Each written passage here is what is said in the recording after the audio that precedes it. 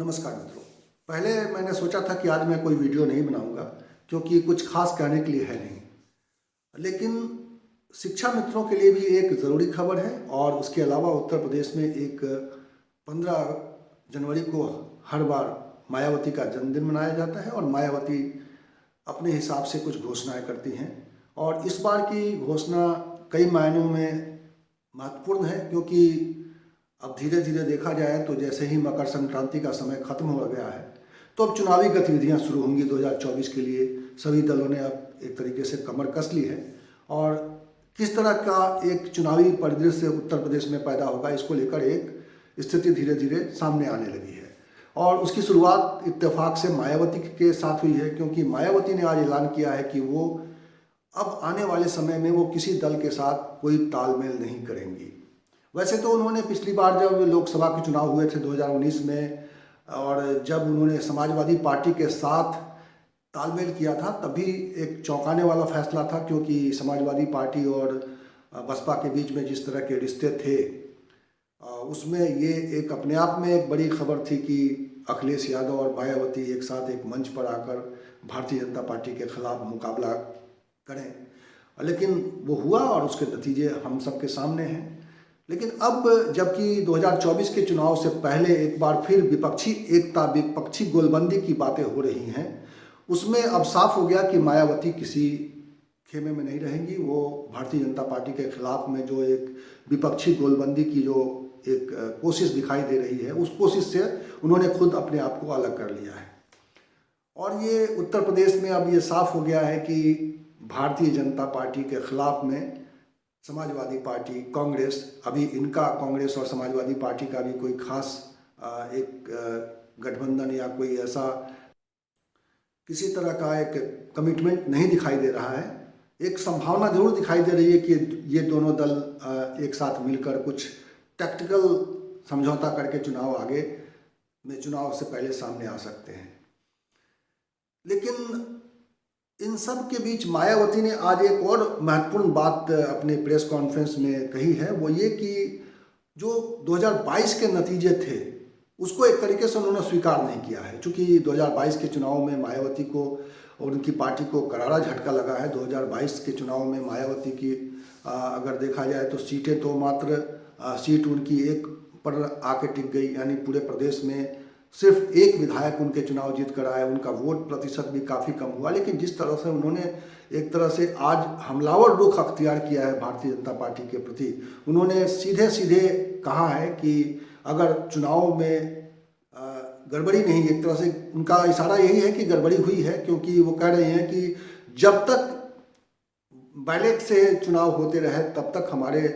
Vote प्रतिशत देखिए कितना है, और जब आपने ईवीएम से चुनाव कराना शुरू किया तब हमारा वोट प्रतिशत क्या है। तो ये एक तरीके से उन्होंने ईवीएम से जो चुनाव हो रहे हैं, कराए जा रहे हैं, इसको लेकर उन्होंने एक बार फिर एक बड़ा सवाल खड़ा किया है और लंबी इस पर उन्होंने प्रतिक्रिया दी है। मैं वो आपको सुनवाऊंगा, लेकिन उससे पहले मैंने कहा कि शिक्षा मित्रों को लेकर एक खबर है, और वो खबर मैं आपको बताना ये चाहता हूँ कि शिक्षा मित्रों के बारे में जो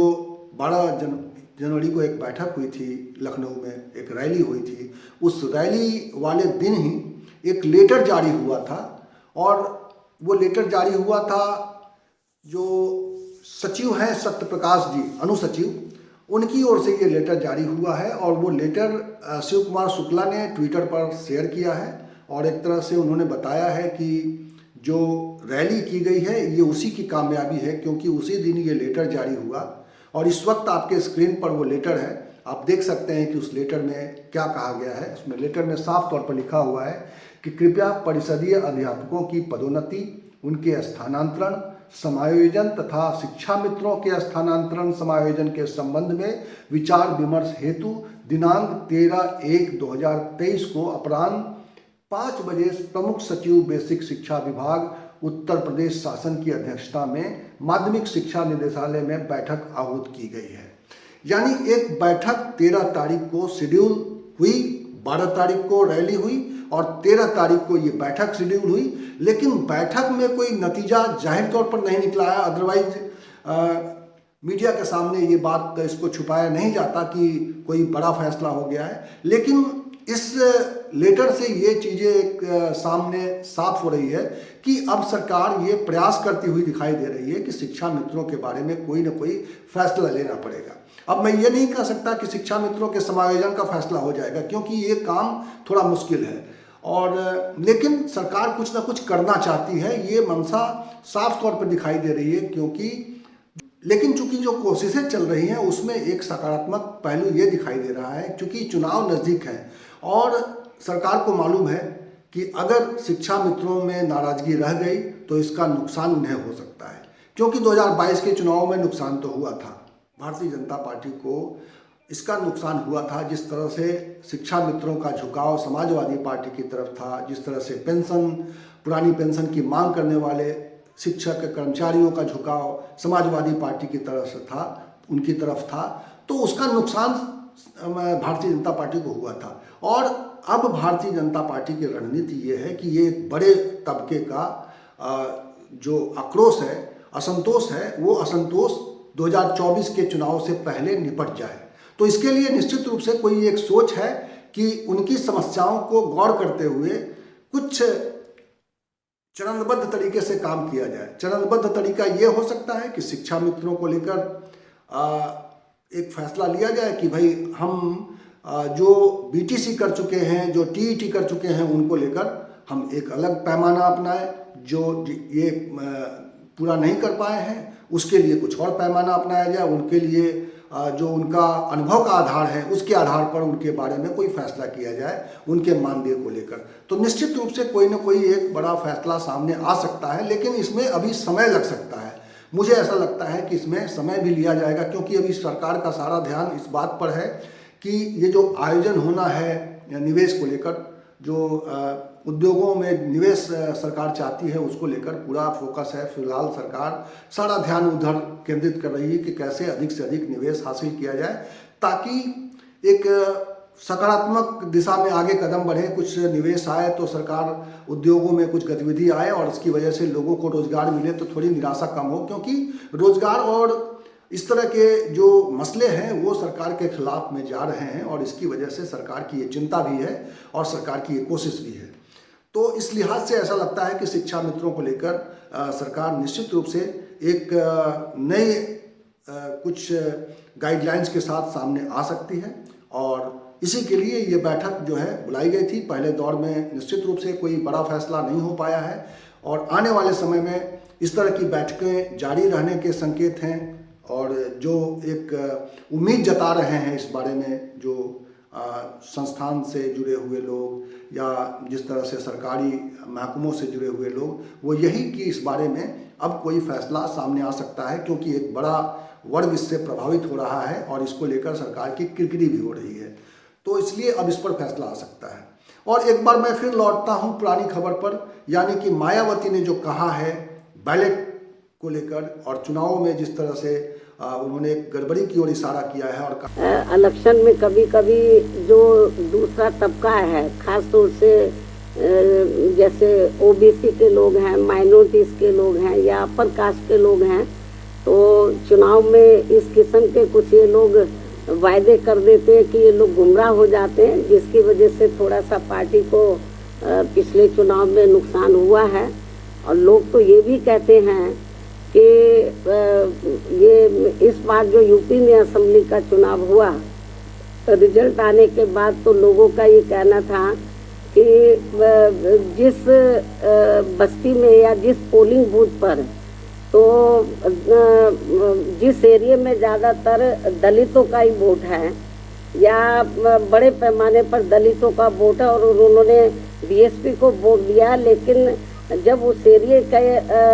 मशीनें निकली तो वो वोट कहीं और का निकल आया। तो इसलिए मैंने आपको ये कहा है कि ईवीएम में भी को भी लेकर अब काफ़ी आशंकाएं लोगों में पैदा हैं,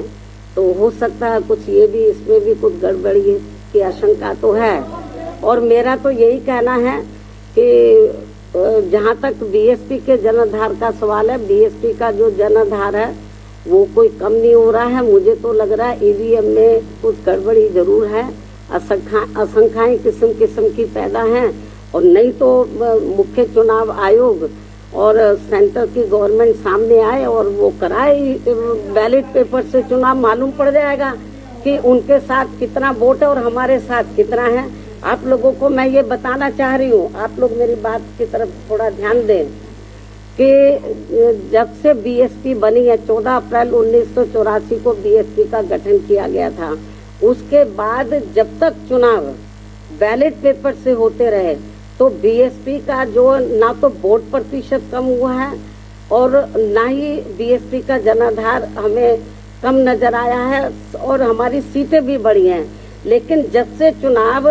बैलेट पेपर के स्थान पर तो मशीन के जरिए जब से हुआ है, तब से हमारा जो वोट प्रतिशत है वो प्रभावित हुआ है और हमारी जो संख्या है वो प्रभावित हुआ। तो कुछ ना कुछ गड़बड़ तो जरूर है। यदि ऐसा नहीं था तो जब तक चुनाव बैलेट पेपर से होता रहा तो तब तक तो हमारी पार्टी का हमेशा हर चुनाव में ग्राफ बढ़ा है, सीटें भी बढ़ी हैं। लेकिन जब से ईवीएम से चुनाव होना शुरू हुआ तब से ये सब गड़बड़ हो रहा है। अब तो हमारे जनाधार पे भी असर पड़ा है। और लेकिन मुझे तो यही कहना है कि कभी कभी ये जो गड़बड़ जो भी लोग करा रहे हैं, लेकिन हो सकता है कि कभी ये गड़बड़ कराने वाले लोग, इनका सिस्टम ही ना फेल हो जाए। मतलब तो जो जिधर से भी ये लोग करा रहे हैं, तो मेरा तो अपने लोगों को यही कहना है कि आप लोग प्रयास करो, पार्टी के लोग प्रयास करें, लोगों को तैयार करें। आज नहीं तो कल ये जो जहाँ से ये सिस्टम शुरू हुआ, आपको मालूम है कि दुनिया के जिन देशों में पहले बैलेट पेपर से चुनाव होता था, जहाँ मशीन से शुरू हुआ, तो जब लगा इसमें धांधली हो रही तो वहाँ खत्म कर दिया,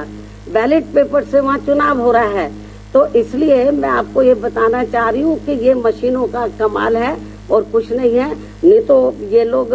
ईवीएम की बजाय बैलेट पेपर से कराएं। तो आप रिकॉर्ड उठा के बीएसपी का देख लो, जब तक बैलेट पेपर से चुनाव होता रहा, हमारा हर चुनाव के अंदर हमारी पार्टी का जनाधार बढ़ा है और वोट का प्रतिशत बढ़ा है और सीटें बढ़ी हैं। और जब से ये मशीनें आई हैं तब से ये गड़बड़ हुआ है, जरूर कुछ दाल में काला है।